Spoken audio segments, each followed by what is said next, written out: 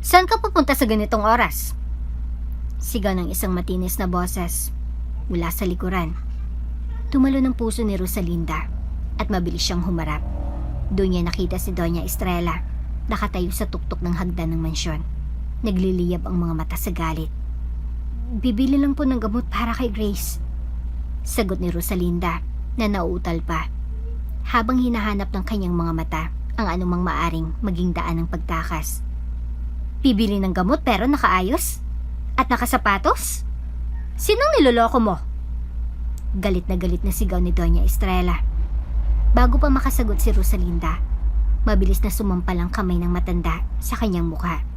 Nalasa ni Rosalinda ang dugo ng kanyang bibig. Bukas, linisin mong buong kusina, mag-isa. Pati imbakan, pati hardin. Hindi ka lalabas ng bahay. Niintindihan mo? Bulyaw ni Doña Estrella. Ang bawat salita ay parang matatalim na kutsilyo na tumama sa laman ni Rosalinda. Nakayuko si Rosalinda, hawak ang namamagang pisngi. Dahan-dahang siyang tumango. Pilit na tinatago ang kanyang galit. Ang malamig at mamasa-masang hangin ng silid-imbakan ay kumakagat sa balat ni Rosalinda, habang mas mahigpit niyang niyayakap ang manipis na kumot na bumabalot sa kanyang nakababatang kapatid na si Grace. Ang mahinang ilaw mula sa nag-iisang bumbilya sa itaas ay kumikislap-kislap. Nagbubunga ng mga anino sa paligid ng maruruming lumang kasangkapan. Ilang buwan nang lumipas mula nang inilibing ang kanilang ina. Pero parang tinik pa rin na nakatusok sa puso ni Rosalinda ang sakit ng pagkawala. Mas masakit pa sa lungkot ng realidad na sumunod dito. Parang mga buwatre na dumating ang mga kapatid ng kanyang ina. Inangkin ang lahat ng ari-arian na iniwan ng kanilang ina. Kayamanan, lupa, alahas, walang natira. Si Rosalinda at Grace ay itinapon sa lumang imbakan ng mansyon ng kanilang tiyahin. Trinato silang parang mga peste. Ate, masakit ulit yung tiyan ko. Mahina at marupok na boses ni Grace ang gumising sa ulirat ni Rosalinda. Namumutla ang mukha ng kapatid. Hawak-hawak ang kanyang tiyan na may panginginig sa bawat galaw. Kumirot ang puso ni Rosalinda. Ito ng ikatlong beses ngayong linggo na nagreklamo ng sakit si Grace. Kumain ka na, bunso.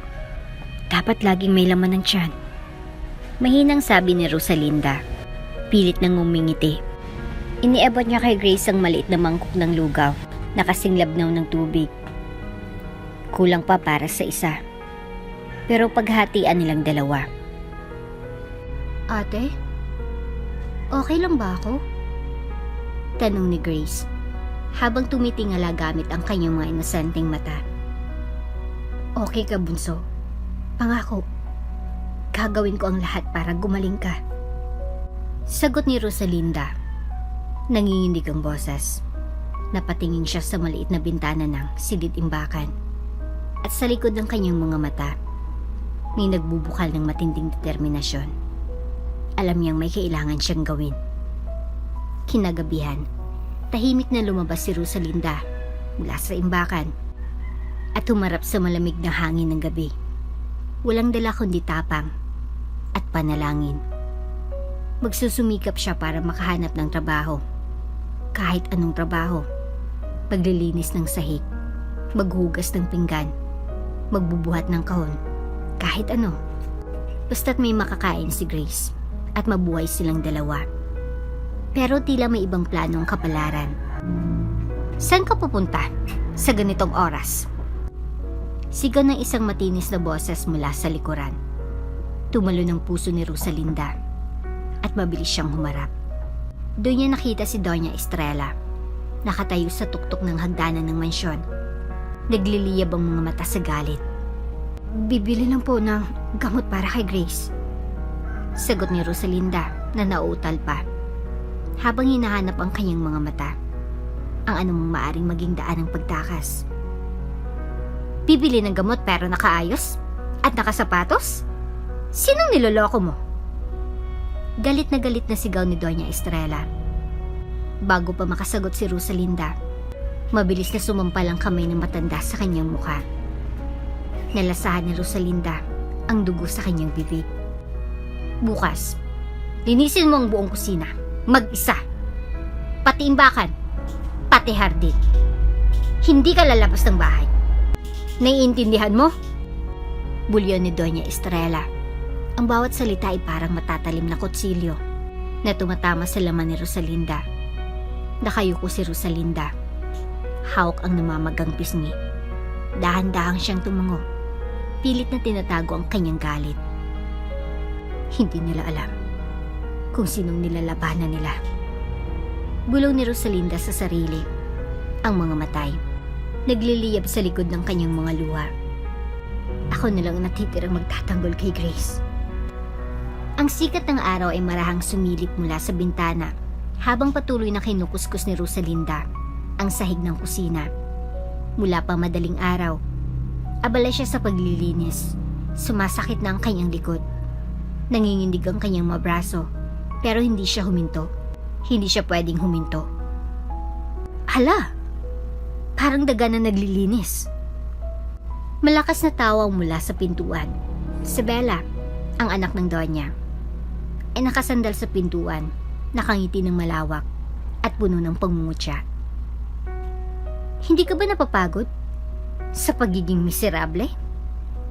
Tanong ni Bella. Kasunod ang malalakas na tawanan ng kanyang mga kaibigan.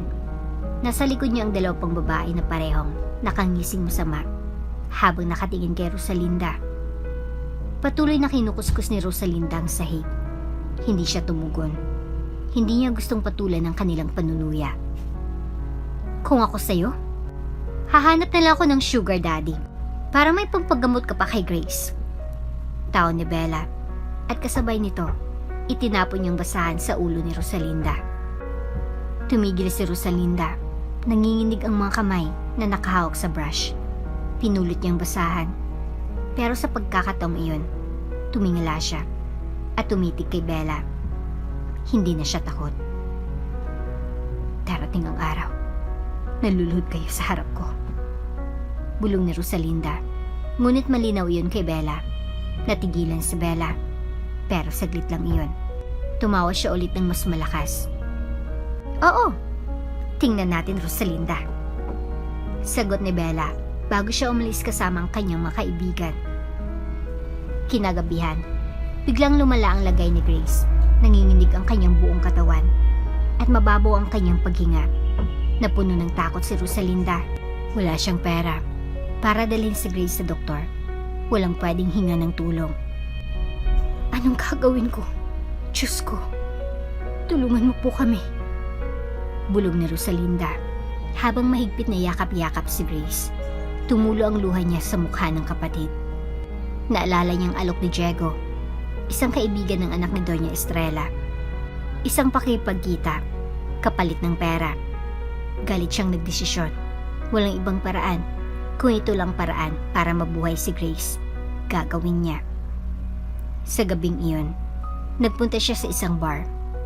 Ang ilaw sa loob ay malabo at maingay ang tugtog. Naghihintay ang kaibigan ni Diego. Isang lalaking may tusong ngiti. Ang matang tila, hinuhubaran siya sa tingin pa lang. Ah, ikaw pala si Rosalinda. Sabi ng lalaki. Inilalapit ang kanyang mukha. Ako si Brent. Sinabi ni Diego na maganda ka nga. Pero hindi niya sinabi na ganito ka kaganda. Isang date lang po ito. Matatag na sagot ni Rosalinda. Inaayos ang hawak sa strap ng kanyang bag. Walang ibang mangyayari. Ngunit bigla niyang naramdaman ang kamay ni Brent na mahigpit na humawak sa kanyang braso. Akala mo kung sino ka? Hindi ka prinsesa. Bulong ni Brent. Sinusubukang hilahin si Rosalinda papunta sa madilim na bahagi ng bar. Bitawan mo ako! Nagpupumigla si Rosalinda. Kinakalampag ang lamesa at inuuntog ang kanyang balikat sa kanya. Bitawan mo siya! Isang sigaw mula sa likod ang nagpatigil kay Brent. Isang sunto ang tumama sa mukha ng lalaki. Dahilan para mabitawan siya. Bumagsak sa Brent sa sahig, duguan ang ilong. Okay ka lang? Tanong ng lalaki, tagapagligtas ni Rosalinda. Tumungo si Rosalinda, umiiyak na may halong pasasalamat. Salamat kung hindi ka dumating. Tara, ihatid kita, sabi ng lalaki. Ako nga pala si Gabriel. At doon nagsimula ang kwento ng pagkabuhay muli ni Rosalinda. Dumadagundong ang makina ng kotse ni Gabriel habang dumadaan sila sa tahimik at madilim na mga kalsada. Tahimik si Rosalinda. Hawak-hawak ang bag na para bang ito'y kalasaglaban sa mundo. Pasulyap-sulyap siya kay Gabriel. Tinitingnan ang kalmadong ekspresyon ng kanyang mukha. Salamat ulit ha, bulong ni Rosalinda. Ang boses ay nanatiling nanginginig. Kung hindi ka dumating, ewan ko na lang kung anong nangyari sa akin. Mabilis na tumingin si Gabriel sa kanya. Ang kanyang mga mata ay puno ng kabaitan pero seryoso. Huwag mong hayaang tratuhin ka ng kahit sino ng ganon. May mga taong handang tumulong, gaya ko. Isang maliit na ngiti ang sumilay sa kanyang labi. Pagdating nila sa ospital, mabilis na bumaba si Rosalinda at patakbong pumunta sa front desk. Nasaan po ang kwarto ni Grace Valderrama? Hingal niyang tanong.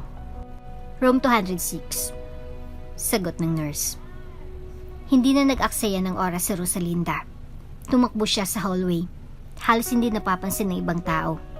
Pagdating niya sa kwarto, agad niyang nakita si Grace na nakahiga sa kama ng ospital. Napakaliit ng katawan nito sa ilalim ng malalaking puting kumot. Parang tinusok ng matalim na kutsilyo ang puso ni Rosalinda.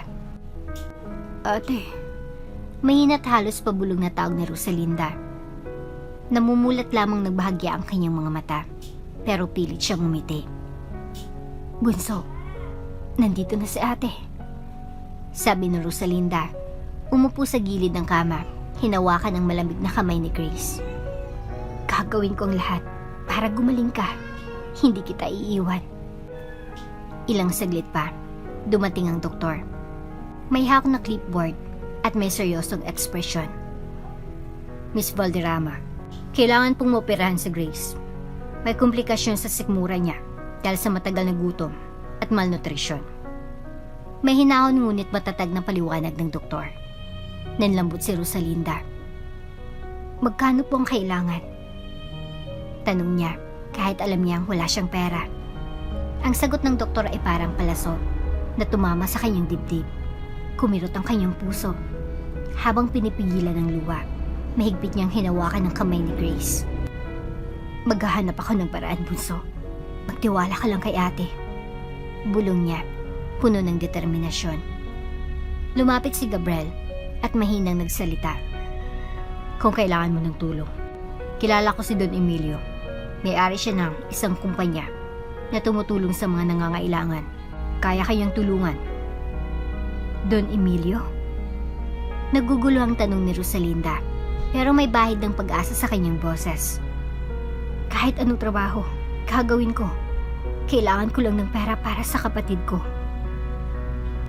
Pagkakatiwalaan mo si Don Emilio, sabi ni Gabriel na puno ng kumpiyansa. Ako mismong magpapakilala sa iyo. Kinabukasan, dinala ni Gabriel si Rosalinda sa isang engrandeng mansyon. Napakataas ng gate at napakakinis ng mga damuhan sa paligid. Naramdaman ni Rosalinda ang bigat ng tensyon sa dibdib niya. Napatingin siya sa malawak na gusali at para siyang naging langgam na napaligiran ng napakataas na pader, pero hindi siya umatras. Dinala sila sa isang tagapaglingkod sa loob ng mansyon. Sa loob, isang matandang lalaki nakaupo sa likod ng malaking mesa na yari sa kahoy ng mahogani. Ang kanyang bukay, kulay abo na, pero may dignidad at lakas ang kanyang presensya. Don Emilio, siya po si Rosalinda Valderrama. Siya po yung sinasabi ko sa inyo, sabi ni Gabriel na nakatayo ng matuwid sa tabi ni Rosalinda. Tiningnan siya ni Don Emilio mula ulo hanggang paa. Matindi ang kanyang tingin, pero hindi ito mapanghusga. Maupo ka, iya, sabi nito, sabay turo sa upuan sa harap ng kanyang mesa. Naupo si Rosalinda, nakayokong tiningnan ng kanyang mga kamay na nanginginig. Kailangan ko po ng trabaho. Sambit niya, pilit na pinapakalmang sarili. Kahit anong trabaho po, gagawin ko. Kailangan ko lang pong maipagamot ang kapatid ko. Tumango si Don Emilio. Marami na akong nakita mga taong humihingi ng tulong. Pero kakaibang determinasyon mo, Iha. Sabi nito. May ngiting bahagyang lumitaw sa kanyang labi. May kailangan akong kusinera. Marunong ka bang magluto? Tumango si Rosalinda, kahit na namumuo ang luha sa kanyang mga mata. Opo, marunong po ako. Simula bukas, magsisimula ka na rito. Sabi ni Don Emilio, matatag ngunit mabait ang boses. Ang sahod mo ay sapat na para ipagamot ang kapatid mo.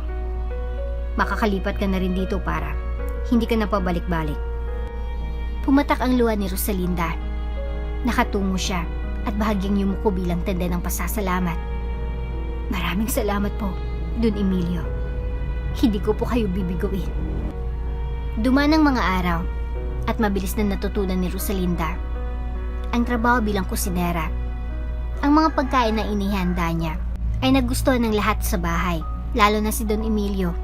Tuwing natitikman niya ang luto ni Rosalinda, ngumingiti ito ng malawak. Isang araw, habang naglilinis siya sa opisina ni Don Emilio, napansin niyang isang lumang larawan na nakasabit sa dingding.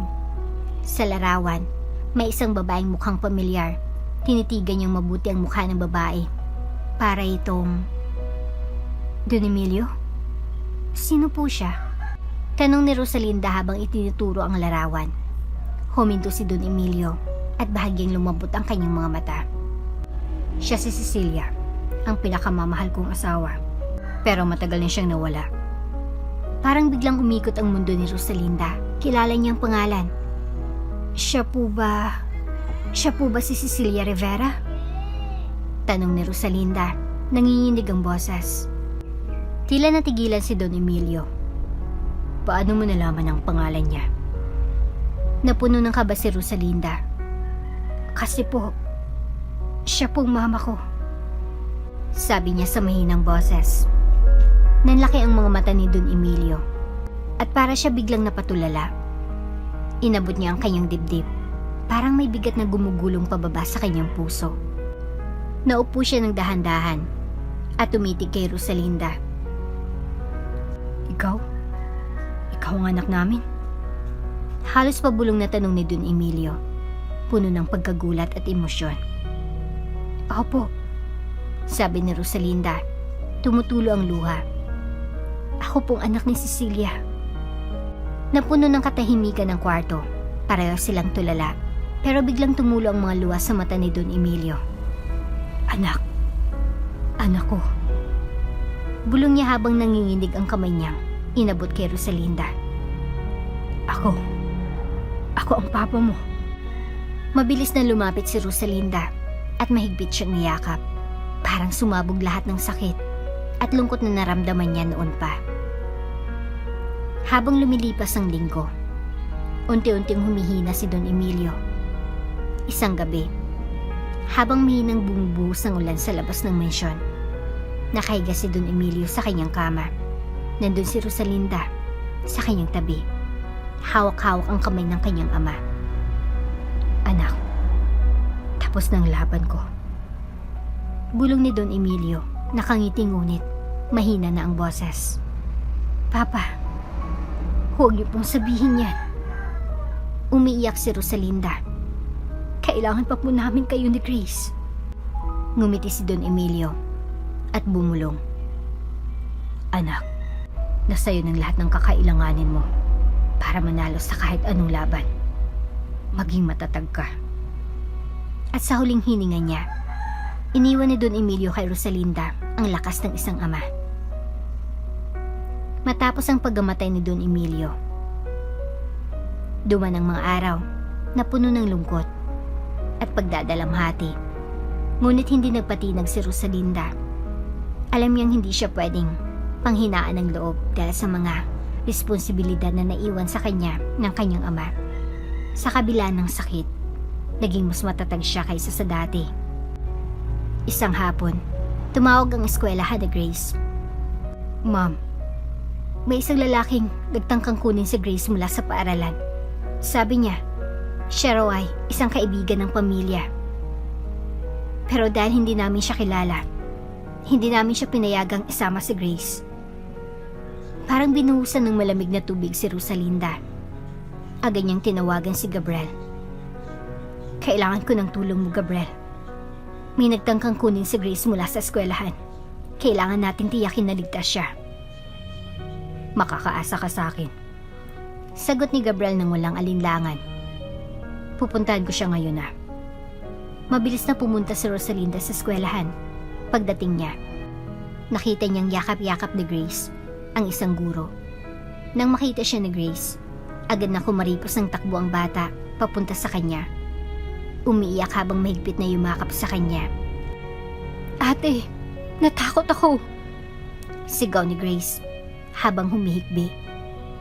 Ayaw kong sumama sa kanya. Sabi niya, kaibigan siya ni Mama, pero hindi ko siya kilala. Shh! Wala na siya, bunso. Hindi kita pababayaan. Bulong ni Rosalinda habang yakap-yakap si Grace. Pero sa loob-loob niya, kumukulo ang galit. Alam niyang si Doña Estrella ang nasa likod nito. Lumipas ang ilang linggo at dumating ang araw ng pagdating sa korte.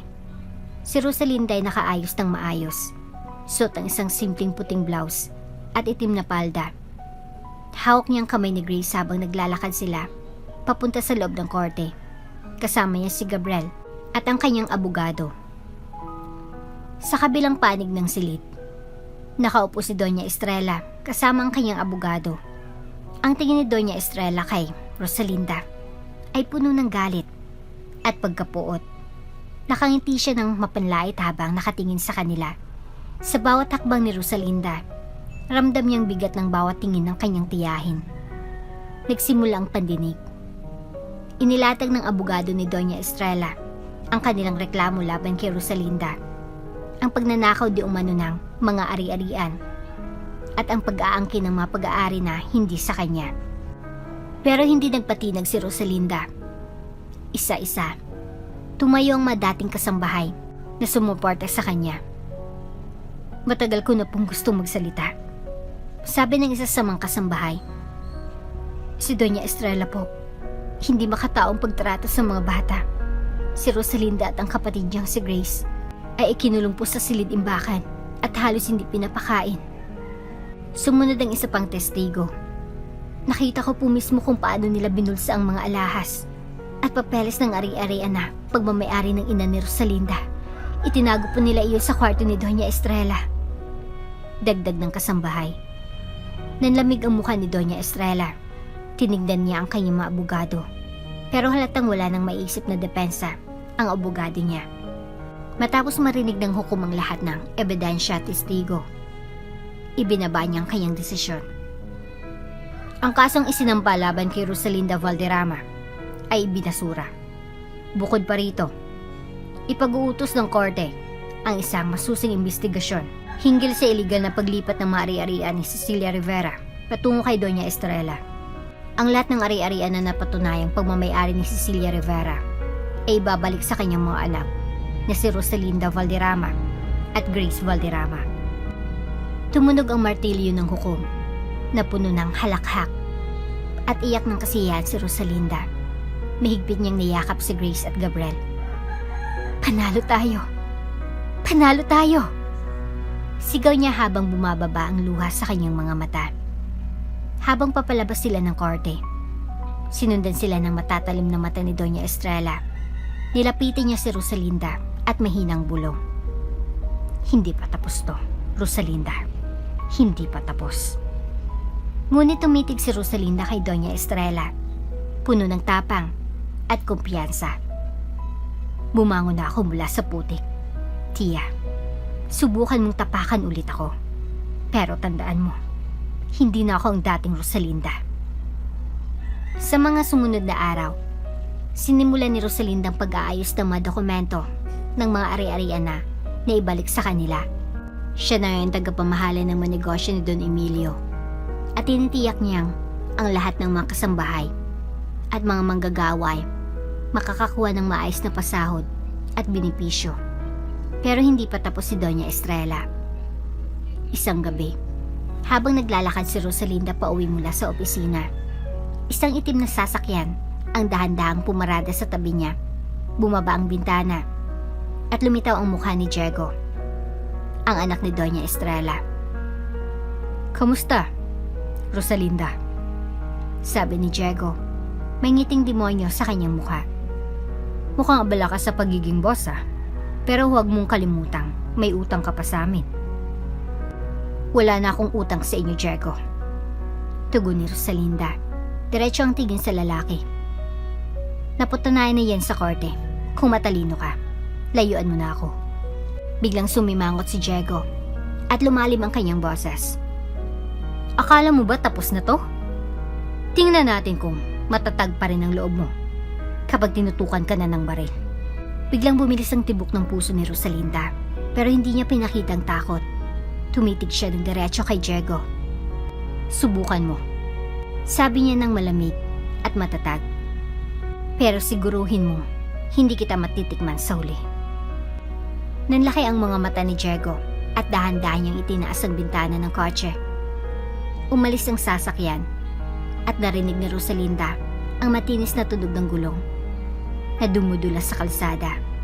Nanginginig ang kanyang mga kamay, pero pinilit niyang panatilihing matatag ang sarili.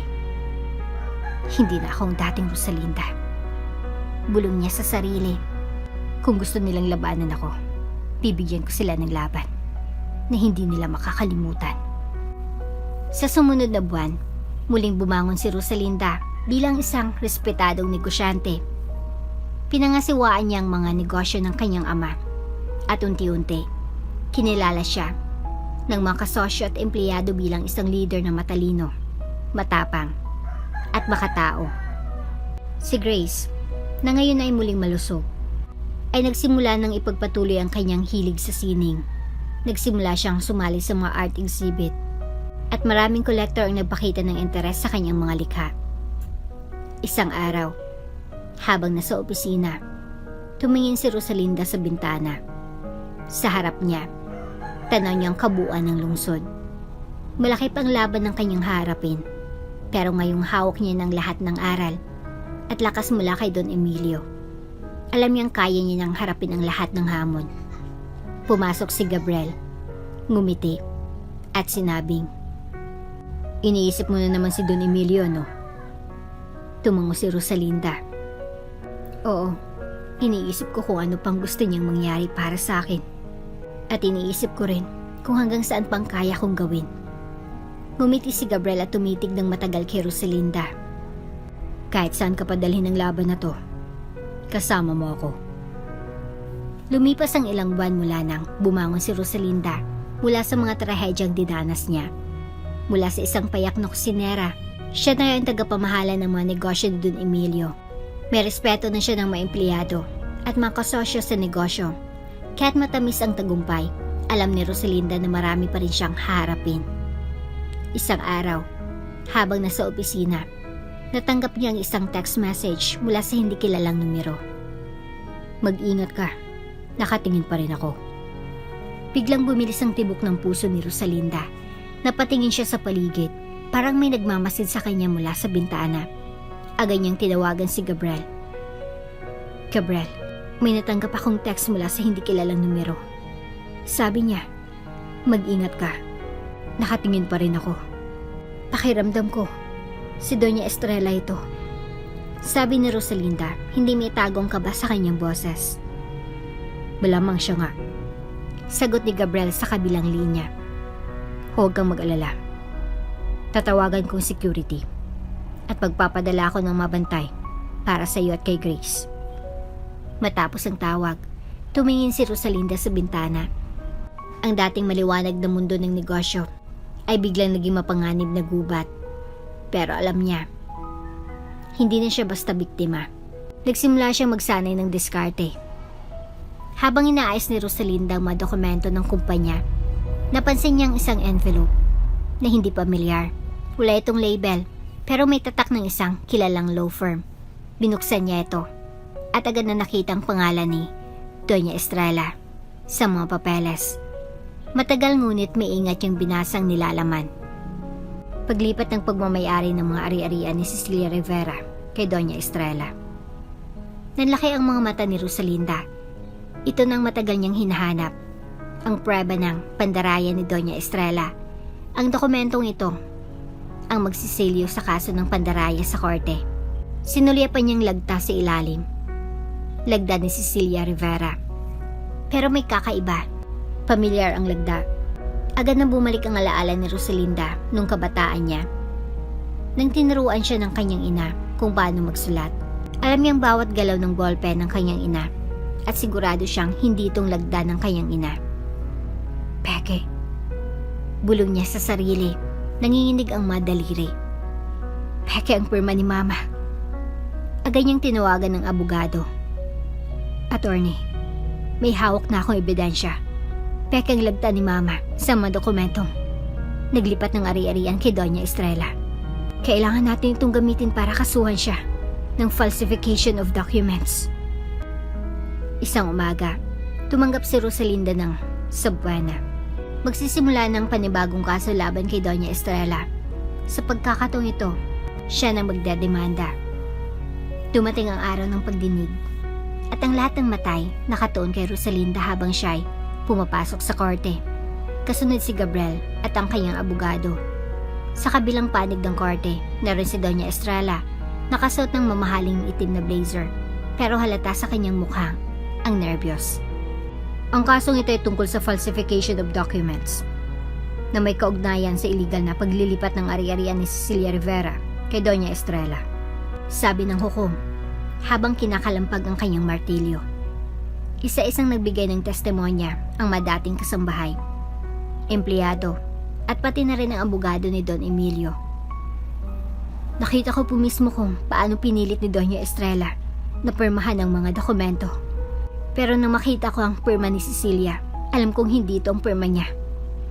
Sigaw ng dating tagapangasiwa ng mansyon. Peke po ang pirma. Isa po akong graphologist. At nakita kong malinaw na pagkakaiba ng stroke at pressure ng tinta. Sabi ng isang dalubhasa na tinawag ni Rosalinda bilang testigo. At ito pong orihinal na pirma ng aking ina. Dagdag ni Rosalinda, ipinakita ang isang lumang dokumento na pirmado ni Cecilia Rivera.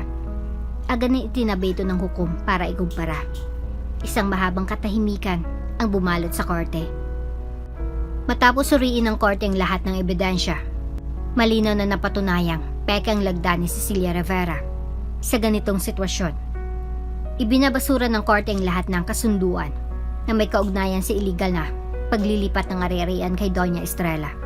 Ang lahat ng ari-arian ay ibabalik kay Rosalinda Valderrama at Grace Valderrama. Muling pumalo ng martilyong hukom. Si Rosalinda, sa unang pagkakataon, ay napangiti ng may bahid ng tagumpay. Napayakap siya kay Grace, sabay silang umiyak. Pagkalabas ng korte, nilapitan siya ni Doña Estrella. Ang dating matapang at mapanghamong ekspresyon ay napalitan ng lungkot at pagkatalo. Akala mo tapos na, Rosalinda? Bulong ni Doña Estrella habang may ngiti ng kasamaan. Tandaan mo ito. Hindi pa tapos ang laban. Pero hindi na natakot si Rosalinda. Sa halip, tumayo siya ng matuwid at tumitig ng diretso kay Doña Estrella. Subukan mo, sagot ni Rosalinda ng matatag. Pero siguruhin mo, kaya mong tapatan ng tapang ko. Matapos ang tagumpay sa korte, bumalik si Rosalinda sa kanyang opisina. Pero iba ng pakiramdam sa pagkakataong ito. Hindi na siya biktima. Siya nang reyna ng kanyang sariling kaharian. Rosalinda, may bisita ka. Anunsyo ng receptionist. Pumasok si Gabriel, dalang ilang papeles. Kumpleto na mga dokumento para sa opisyal na paglipat ng mga negosyo sa pangalan mo. Sabi niya, tayo ng bagong may-ari. Sabi ni Gabriel, nguminti siya habang inilalagay ang papeles sa mesa. Habang pinipirmahan ni Rosalinda ang mga dokumento, naramdaman niyang para bang isa na siyang tunay na tagapagmana ng lakas at karunungan ng kanyang ina at ni Don Emilio. Mula sa isang babaeng inaapakan, ngayon, siya nang pinunong tumitindig sa gitna ng bagyo. Salamat, Gabriel. Sabi niya nang tapusin niyang perma. Hindi ko maghagawa ito ng mag-isa. Tumingin si Gabriel sa kanya nang may ngiti. Kahit saan ka padalhin ng laban na to, kasama mo ako. Dumaan pang mga buwan at lalong naging matagumpay ang negosyo ni Rosalinda. Siya ng pinakabatang babaeng executive na lumabas sa pabalat ng business magazine, ang headline ng artikulo. Mula sa imbakan hanggang sa trono, ang kwento ni Rosalinda Valderrama. Nasa tabi niya si Grace, masaya at malusog, na nagpapakita ng kanyang mga painting sa art gallery. Ibinabahagi ng buong bayan ang kwento ni Rosalinda, isang kwento ng pagbangon mula sa kahirapan, laban sa mga hamon, at tagumpay laban sa lahat ng umapis sa kanya. Isang gabi, habang nakatayo si Rosalinda sa balkonahin ng kanyang opisina, tinitingnan niya ang kumikislap ng mga ilaw ng lungsod. Inalala niyang lahat ng pinagdaanan niya, mula sa lamig ng silid-imbakan hanggang sa init ng ilaw ng tagumpay.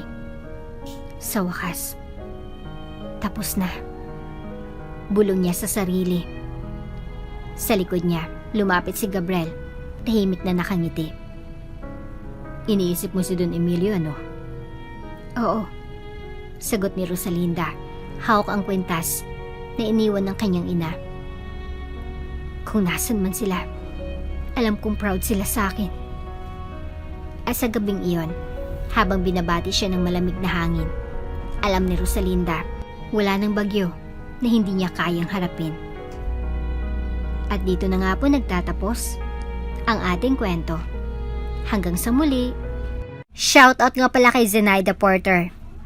Ang sabi niya, "Thanks Ate Jane sa full story. I think Maria is selfish. Why she can't let her children be happy by introducing her triplets to their father. Listening from Australia." Maraming salamat po sa walang sawang pakikinig sa aming mga kwentong pag-ibig. Merry Christmas po, Ma'am Zenaida. Kung bago ka pa lang sa channel neto, ibang kwento ni Ate Jane, istorya mo, ikwento ko. Huwag kalimutang pindutin ang notification bell at subscribe button.